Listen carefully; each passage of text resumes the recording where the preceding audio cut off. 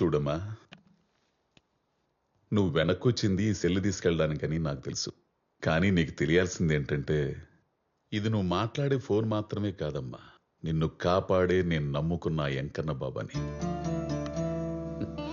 నువ్వు పుట్టినప్పుడు ఆడపిల్లని ఎలా పెంచాలా అని నేను భయపడుతుంటే, అదిగో మా అమ్మ వెంకటేశ్వర స్వామిని నమ్ముకోరా, నీకేం కాదు అని చెప్పింది. అంతే, మా ఊరు నుంచి కాలినడకన తిరుపతి వెళ్ళి మోకాళ్లతో కొండెక్కి నీ భవిష్యత్తు ఆయన చేతుల్లో పెట్టి నా తలనీలాలిచ్చి నా కూతురికి ఎలాంటి చెడు జరగకుండా చూడు స్వామి అని మొక్కుకున్నా. అప్పటి నుంచి నా నెత్తిన జుట్టు పెరిగినప్పుడల్లా నాలో భయం పెరిగేది నీకేమైనా అవుతుందేమోనని. అందుకే 2 వారాలకోసారి తిరుపతి వెళ్ళి ఇప్పటికీ గుండు కొట్టిస్తా, అదే మెయింటైన్ చేస్తా. మరి ఆయన కనుసన్నల్లో పెరుగుతున్న నిన్ను ఒకడు వాడి మాయలో పడేసి నువ్వు తప్పు చేసేలా చేసి నా జీవితంతో ఆటలాడుకోవాలని చూస్తే గోడ మీద ఉన్న ఆయన చూస్తూ ఊరుకుంటాడా? అందుకే సెల్ ఫోన్ మర్చిపోయేలా చేశాడు, మళ్ళీ వెనక్కి నా దగ్గరకు తీసుకొచ్చాడు. నాన్న, సంతోష్ గురించి తప్పుగా అనుకుంటున్నారు, తను చాలా మంచోడు. ఓసి నా పిచ్చి తల్లి, నీకో విషయం తెలుసా? ఈ భూమి మీద జరిగే పెళ్లిళ్ళు గాని, తిరిగే జంటలు గాని ప్రయాణం మొదలు పెట్టినప్పుడు మొదట్లో అందరూ మంచివాళ్లే అనుకుంటారు. మధ్యలోకి వెళ్ళాక అసలు నిజ స్వరూపాలు బయటపడి మోసపోయామని చెప్పి నెత్తిని చెంగేసుకుని కూర్చొని ఏడుస్తారు.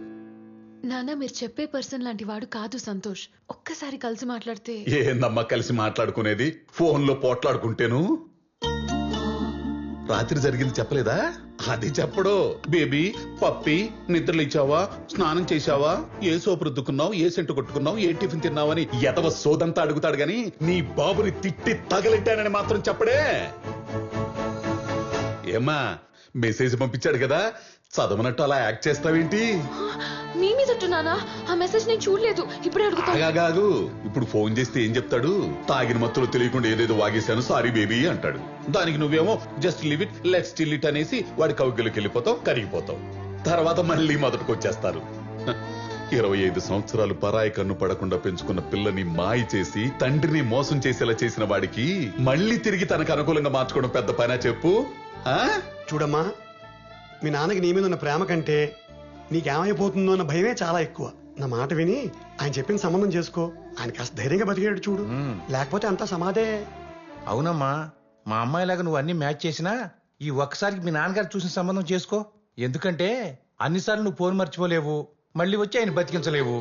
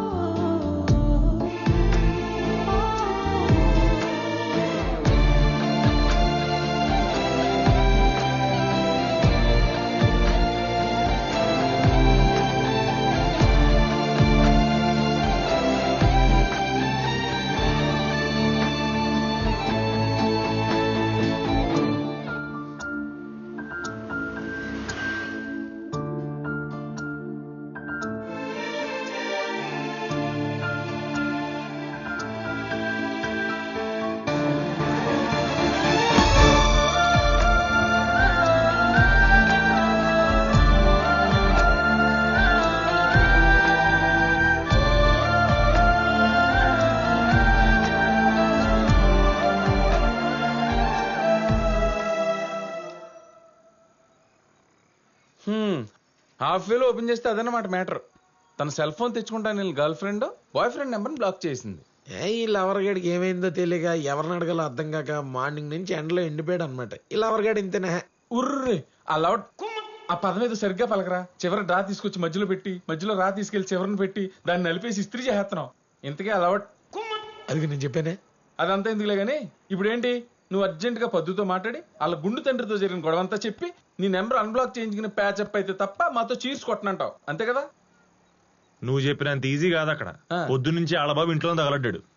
అంటే హీరోయిన్ బయట తీసుకొచ్చేంత ఫిజిక్ మన దగ్గర లేదు, కానీ ఆ ఫాదర్ క్యారెక్టర్ లోపల ఉండకుండా చేసి అంత వాయిస్ ప్లానింగ్ కామెడీ మనకి ఇచ్చాడు రే భగవంతుడు. ఎలా?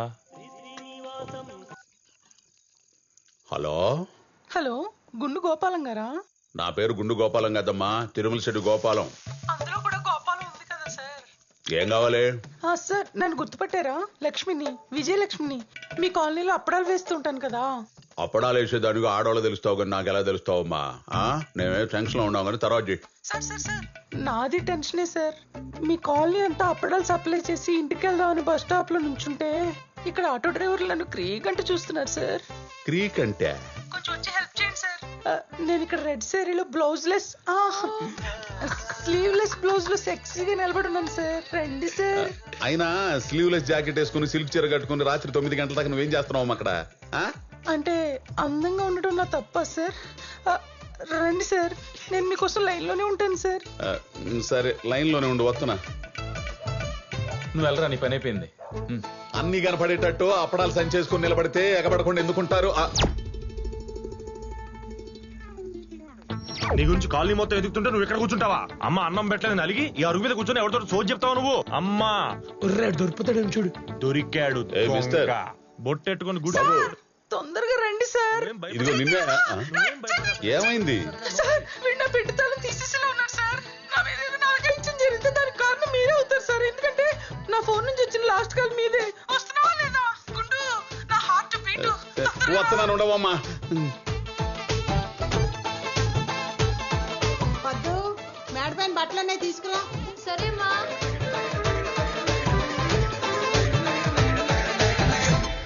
నువ్వేంటి ఇక్కడ? ఎంతసేపు వెయిట్ చేయాలి అక్కడ? పొద్దు నుంచి పిచ్చినా కొడుకులా తిరుగుతున్నాను. కాల్ చేస్తే ఫోన్ నంబర్ బ్లాక్ చేస్తావా? సరే సరే, తర్వాత మాట్లాడతా. నువ్వు వెళ్ళు.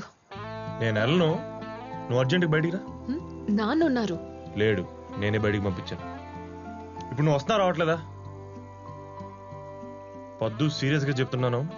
ఇంకా లాగా ఉంటే మీ నాన్నతో కూర్చొని తెలుసుకుంటాను అటో ఇటో. అసలే మెంటల్ ఎక్కున్నాను. అనవసరంగా ఇంకా యాంగిల్ చూస్తాను మీ వండాలు. వెళ్ళు, అమ్మకు చెప్పేసి వస్తా. వస్తావా?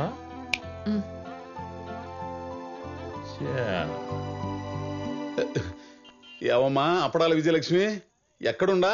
మీరు రావటం 10 నిమిషాలు లేట్ అయ్యేసరికి ఇక్కడ లేడీస్ సైకిల్ అద్దెకి తీసుకుని ఇంటికి వెళ్దాం అనుకుంటే అది పంచర్ అయిపోయింది సార్. దానికి పంచర్ వేయించుకుందాం తుమ్మ చెట్టు పక్కన ఉన్న పొదల్లోకి శ్యామలరావుని తీసుకొచ్చాను సార్. పంచర్ వేయించుకోవడానికి తుమ్మ పొదలో పోయావంటే ఇదేదో దెబ్బ అయిపోయే వారం లాగా ఉందే. అబ్బా శ్యామలరావు సార్, వీడు కూడా నా మీద చేసేస్తున్నాడు సార్. వేసేసాడా ఇంజక్షన్? శ్యామలరావు సుందర్రావు అని పొదల్లో పోతే ఇట్టానే ఉంటదమ్మా వ్యవహారం. ఏం ఆడోళ్ళమ్మా మీరు, పైకి భయపెడుతున్నట్టుంటారు, లటుక్కుని దొరికిపోతారు. నేను వచ్చేదాకా ఆగమను, లేకపోతే పొడుము అయిపోతావు. ఏ పొదల్లో ఉండా? రే శ్యామలరావు దొంకుక్క, నీకు నా టక్కులు వచ్చిన తర్వాత టక్కు టమర వాయిస్తాడు రా. ఎక్కడున్నావమ్మా అప్పడం? సార్ రండి సార్. ఎక్కడా? ఓ నీ అప్పడాలా, ఇక్కడేదో పెద్ద మెడికల్ క్యాంప్ రన్ అవుతున్నట్టుందా? ఏవమ్మా అప్పడాల విజయలక్ష్మి, ఎక్కడా?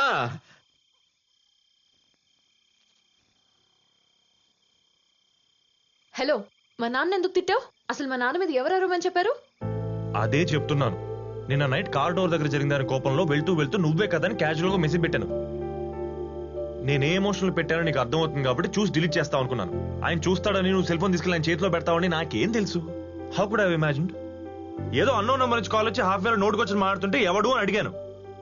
అప్పుడు నీ ఫాదర్ అని చెప్పి మెసేజ్ మ్యాటర్ ఓపెన్ చేసి ఇష్టం వచ్చినట్టు మాట్లాడాడు. అమ్మా బాబుల పేరెత్తితే అప్పుడు నాకు మెంటల్ ఎక్కి అలా ఏదో ఫ్లోలో నోటి దూల కొద్దీ అన్నాను అంతే. అంతకుమించి నేనేం అనలేదు. ఆయన నాకు ముందే తెలుసు ఇదంతా ఆయన వర్జన్ మాత్రమే చెప్పి నన్ను విలన్ చేస్తాడని, జరిగినట్టు చెప్పడని. చూడు ఏం జరిగిందో.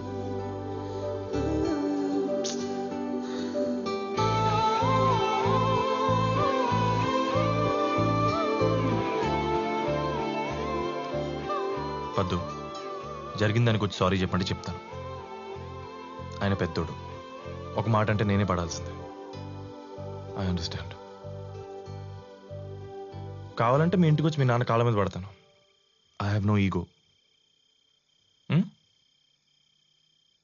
పద్దు, ఇంకా నా తప్పు ఉందని నీకు అనిపిస్తే నువ్వు ఏ పనిష్మెంట్ ఇచ్చినా నేను రెడీ. హాయ్ పద్దు బేబీ.